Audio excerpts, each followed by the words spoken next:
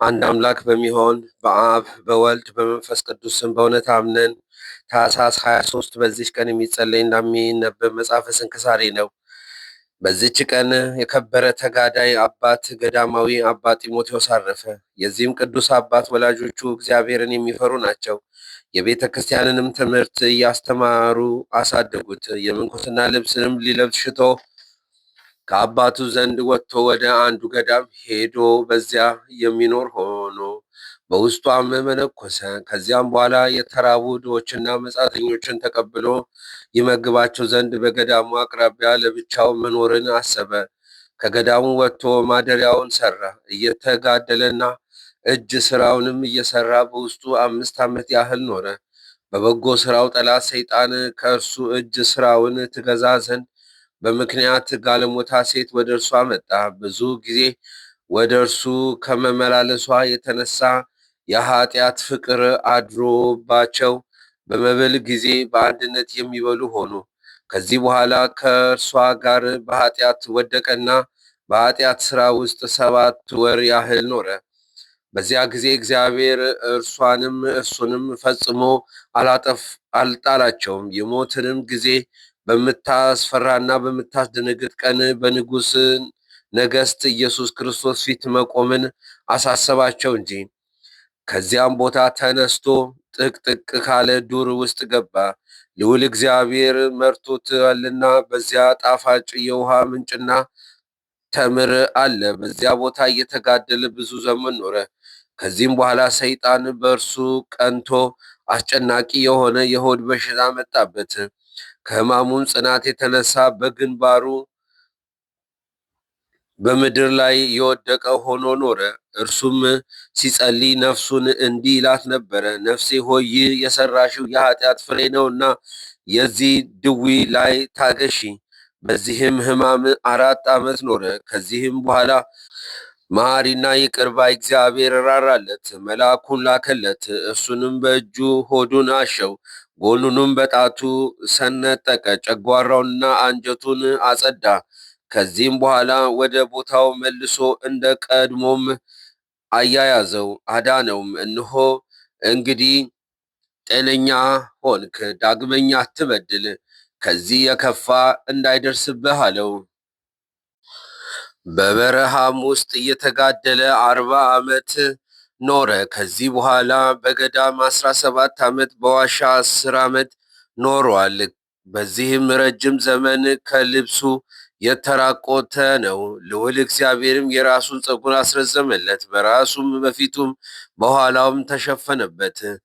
ስለዚህ አባት ስለ አገልግሎቱ፣ ስለ ተጋድሎ፣ ስለ በጎ አምልኮቱ አራዊት እስከሚጎበኙትና የእግሩን ትቢያ እስኪልሱ ድረስ ታላቅ ጸጋ ተሰጠው። እግዚአብሔርንም ካገለገለ በኋላ አክሊሉን እንደተሸከመ በሰላም አረፈ።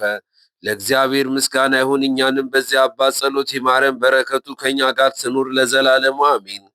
ወበዛቲ ዕለት አረፈ ዳዊት ንጉሥ ወልደ እሴይ ወዝንቱ ኮነ ንጉሥ ለልዑል እስራኤል እመሃደረ ስኦል ንጉሥ ወልደ ቂሳር ዘእመ ነገደ ቢንያም። በዚች ቀን የእሴይ ልጅ ዳዊት ንጉሥ አረፈ። ይህም ከቢንያም ነገድ ከቄስ ልጅ ሳኦል በነገሰ በኋላ በእስራኤል ላይ የነገሰ ነው። ይህም ንጉሥ ዳዊት በእግዚአብሔር ፊት መልካም ጉዞን የተጓዘ ከእስራኤል ነገሥታት ሁሉ እውነተኛ ፍርድን ያደረገ ነው። እሱም ሀገረ ቤተልሔምን የሆነች ከይሁዳ ነገድ ነው። ሳኦልም የእግዚአብሔርን ትእዛዝ በተላለፈ ጊዜ ለእስራኤል ንጉሥ ይሁን ዘንድ መረጠው። ነቢዩም ሳሙኤልም ቅባ መንግስትንም የእሴይ ልጅ ቅባ ዘንድ ላከው።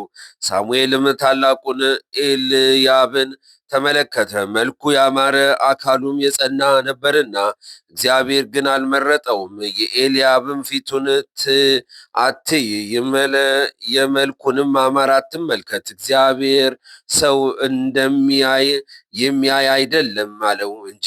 ሰው መልክ ያያል፣ እግዚአብሔር ግን ልብ ያያል። ከእሴይና ከ7ቱ ልጆቹ በኋላ ነቢዩ ሳሙኤል ዳዊትን በእስራኤል ልጆች ላይ ይነግስ ዘንድ ቀባው። እግዚአብሔርም በስራው ሁሉ ከእርሱ ጋር ሆነ።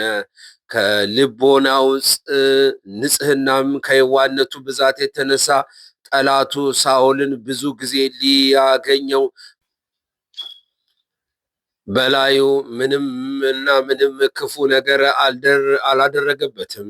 በአንዲትም ዕለት ሳኦል ከእስራኤል ሁሉ የተመረጡ 3,000 ሰዎችን ይዞ ዳዊትን ከሰዎቹ ጋር ይፈልጉ ዘንድ ዋሊያዎች ወደሚታድኑበት ሄዶ በጎዳና አጠገብ ያሉ ዘላኖችን ወደሚሰማሩበት ደረሰ። በዚያም ዋሻ ነበረ። ሳኦልም ይናፈስ ዘንድ ወደዚያ ዋሻ ገባ። አሽከሮቹንና ዳዊትም በዚያች ዋሻ ውስጥ ተቀምጠው ነበረ። ዳዊትም ተነስቶ ቀስ ብሎ ከልብሱ ጫፍ ቆረጠ። በሁለተኛም ጊዜ በድንኳኑ አልጋ ላይ ተኝቶ ወዳለበት ከአቢሳ ጋር ገብቶ ከራስጌው ጦርና ውሃ ያለበትን ረዋቱን ይዞ ተመልሶ ሄደ። ክፉ ነገርም አላደረገበትም። ሰዎችም ጠላት ሳኦልን ግደለው ባሉት ጊዜ እግዚአብሔር በቀባው ላይ እጄን ልዘረጋ አይገባኝም ብሎ መለሰላቸው። ስለ ሳኦልም መገደል አንድ ሰው በነገረው ጊዜ ዳዊትም ያንን ሰው ማን ገደለው አለው። ሰውየውም እኔ ገደልሁት አለው። ዳዊትም እጅግ አዘነ፣ ልብሱንም ቀደደ። ያንንም ሳኦል እኔ ገደልሁት ያለውን ሰው ገደለው።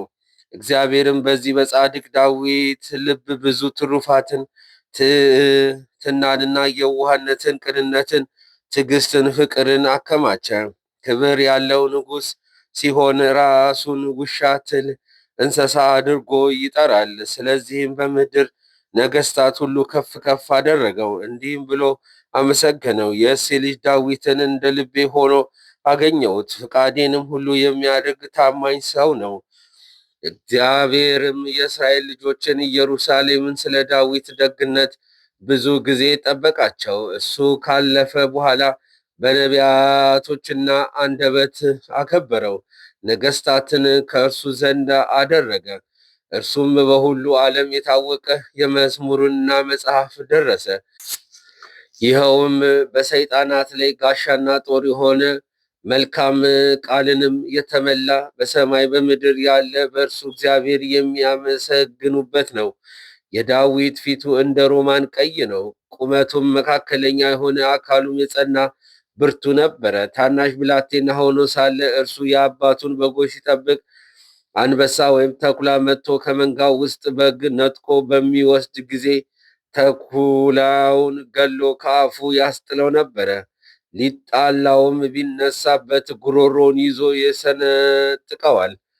ከፍልስጤማውያንም ጋር ሰልፍ በሆነ ጊዜ ብርቱ ሰው ስሙ ጎልያድ በሚባል ከጌት ሰዎች የተወለደ ቁመቱ 6 ክንድ ከስንዝር የሆነ ከኤሎፊሊያም ስፍራ ወጣ። በራሱ ላይ የነሐስ በርቡረቴ ደፍቷል። የነሐሱም ጽርሁም ለብሳሉ በራሱ ላይ ያለ ከብረቱና ከነሐሱ ሁሉ ሚዛኑን 5,000 ወቂት ነበረ።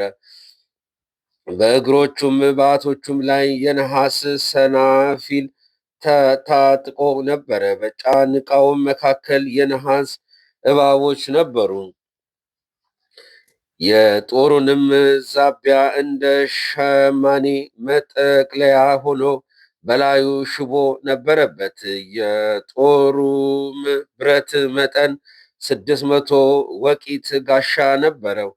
ጃግሬውም በፊቱ ይሄድ ነበረ። ቁመቱ ወደ እስራኤል ሰፈር ይጮህ ነበረ። ከእኛ ጋር ትዋጋ ዘንድ ለምን ወጣችሁ? እኔ የኤሎፊላውያን ወገን ነኝ። እናንተ የሳኦል ባሮች አይደላችሁምን? ከእናንተ አንድ ሰው ጠርታችሁ ወደ እኔ ይውረድ፣ ከእኔ ጋርም መዋጋት ችሎ ቢገድለኝ ባሮች እንሆንላችኋለን። እኔ ከእርሱ ጋር ችዬ ብገድለው እናንተ ባሮች ሆናችሁ ትገዙልናላችሁ አላቸው። ያም ኤሎፍሌዊ ለወገኖቹ ዛሬ በዚች ቀን አንድ ሰው ስጡኝና ሁለታችን ለብቻችን እንዋጋ ብዬ የእስራኤል አርበኞች እንሆ ተገዳደርኳችሁ አላቸው። እስራኤልም ሁሉና ሳኦልም ይህንን የኢሎፍሊያዊን ቃል በሰሙ ጊዜ ደነገጡ፣ እጅግም ፈሩ። የእስራኤል ወገኖች እንዲህ የተገዳደራቸውና የተመካባቸው 40 ቀኖችን ያህል ኖረ። ከእስራኤልም ወገን ወደ እርሱ ይወጣ ዘንድ የደፈረ የለም። በዚያ ወራት ዳዊት ወንድሞቹን ሊጎበኝ ወጣ። ያንንም የኢሎፍሊ ወገን የሆነ ሰው የእግዚአብሔር ወገኖችን ሲገዳደራቸው ባየ ጊዜ አምላካዊ ቅናት ቀና። ሳኦልም እንዲህ አለ፣ እኔ ሄጄ ይህንን ያልተገረዘ ቆላፍ ገድዬ ዛሬ ከእስራኤል ሽሙጥን አርቃለሁ። ሕያው የሚሆን የእግዚአብሔር አርበኞች ይገዳደር ዘንድ ይህ ቆላፍ ምን ቁሞ ነገር ነው? ከድብ አፍና ከአንበሳ አፍ ያዳነኝ እሱ እግዚአብሔር ከዚህ ካልተገረዘ ኢሎፍሊያዊ እጅ ያድነኛል። ሳኦል ሂድ፣ እግዚአብሔር ከአንተ ጋር ይሁን አለው። ዳዊትም ወንጭፉንና በእጁ ይዞ ከወንዝ መካከልም 3 ድንጋዮችን መረጠና ወደዚያ ኢሎፍሊ ሄደ። ጎልያድም ዳዊትን ባየ ጊዜ ናቀው፣ እንዲህም አለው፣ ድንጋይና በትር ይዘህ ወደ እኔ ትመጣ ዘንድ እኔ ውሻ ነኝን? ዳዊትም ከውሻ የማትሻል አይደለህምን? ከውሻ ትብሳለህ እንጂ። ቆላፍ ጎልያድም ዳዊትን በጣዖቶቹ ስም ረገመው። ያም ኢሎፍሊ ዳዊት ወደ እኔና ስጋህን ከሰማይ ወፎችና ለዱር አራዊት እሰጣለሁ አለው። ዳዊትም ያንኑ ኢሎፍሊ አንተ ጦር፣ ሰይፍን፣ ጋሻ ይዘ ወደ እኔ ትመጣለህ፣ እኔ ግን አሸናፊ በሚሆን በእግዚአብሔር ስም ወደ አንተ እመጣለሁ። ዛሬ የእስራኤል አርበኞች የተገዳደርክ አንተ ዛሬ እግዚአብሔር በእጄ ይጥልሃል፣ እገድልምሃለሁ፣ ራስንም እቆርጣለሁ። የኢሎፍሊያውያን ሰራዊት ሬሳን ያንተን ሬሳ ዛሬ ለዱር አራዊትና ለሰማይ ወፎች እሰጣለሁ። ሰዎችም ሁሉ እግዚአብሔር ከእስራኤል ጋር እንዳለ ያውቃሉ።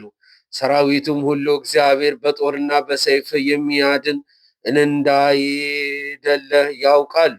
ድል የእግዚአብሔር ገንዘቡ ነው። ዳዊትም እጁን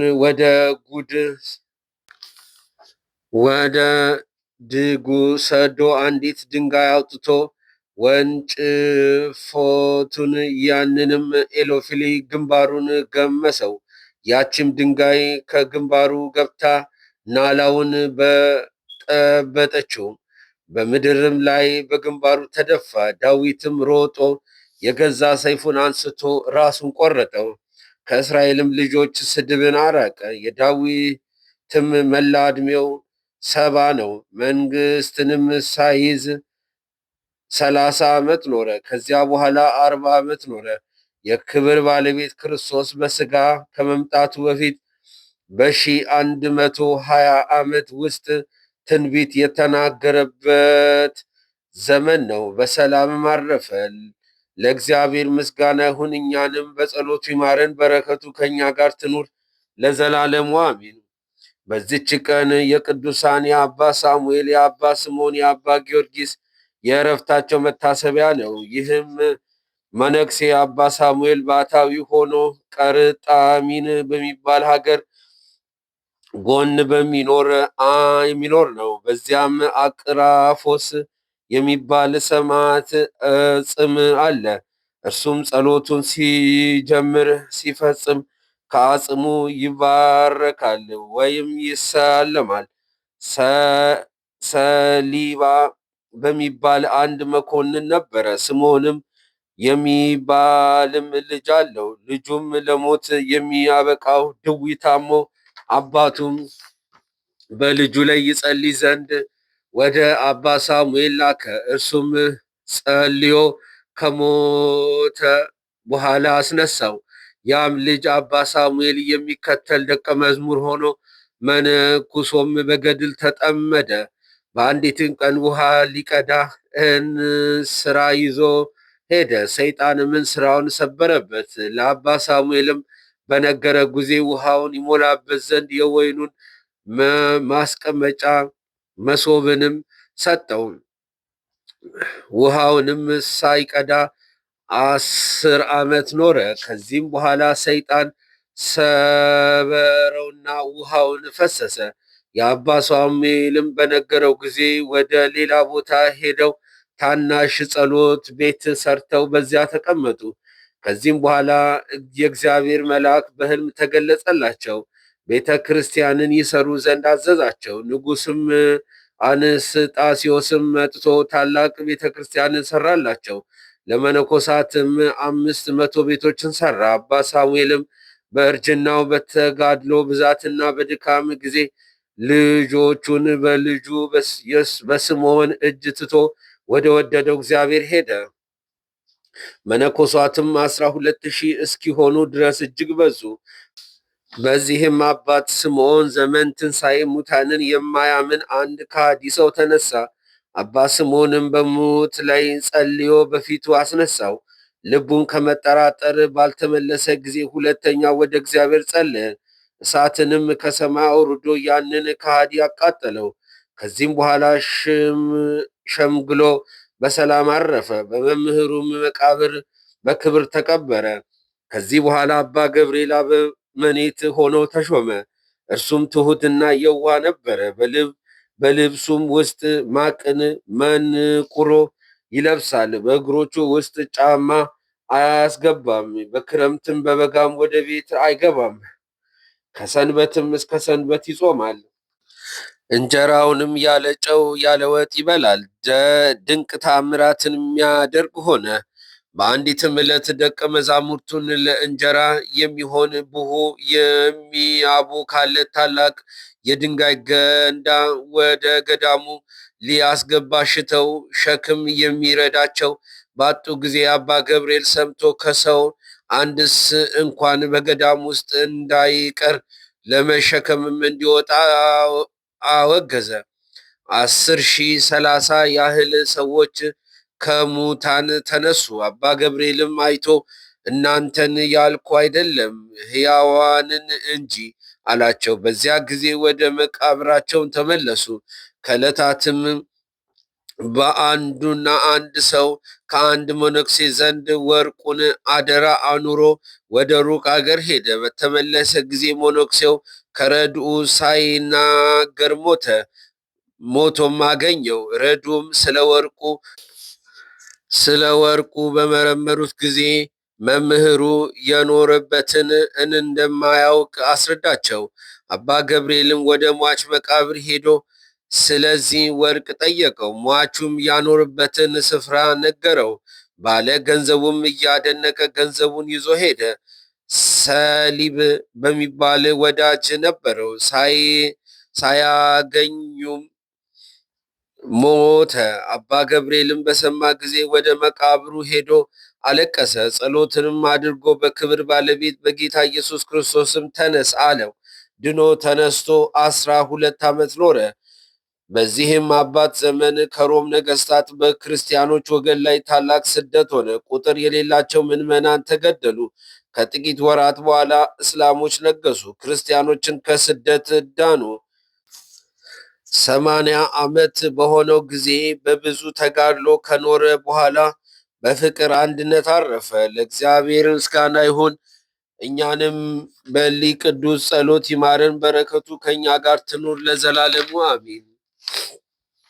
ወበዛቲ ዕለት ተዘከርኩ ለቅዱሳን ይስሐቅ ወአባ አሙኒ ወአባ አቡሊ ወመቃርስ ወአይተላአኮ